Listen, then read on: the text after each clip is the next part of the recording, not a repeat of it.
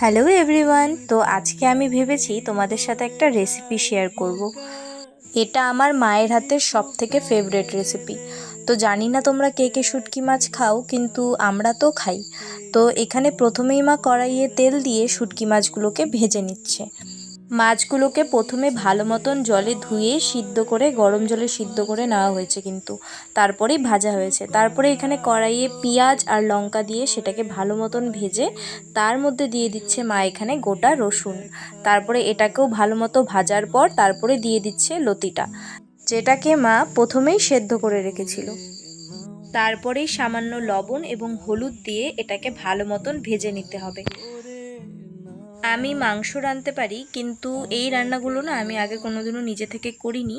তো মা যখন করে এগুলো দেখি এবং ভিডিও করে রাখি, যাতে পরবর্তীতে যদি কোনোদিনও রান্না করি তখন কিন্তু আমি এই ভিডিও দেখে রান্নাটা করে নিতে পারবো। তো তারপরেই এখানে মা দেখে নিচ্ছে যেটা ভাজা হয়েছে কিনা। যখন এটা ভালো মতন ভাজা হয়ে যাবে, এটাতে একটু সামান্য জল দিয়ে দেবে, তাতে এই জিনিসটা আরও ভালো হবে। তো তারপরে দিয়ে দিল শুটকি মাছটা। এখন জলটা যতক্ষণ না শুকোয় এটাকে আরও ভালো মতন ভাজা ভাজা করে নিতে হবে।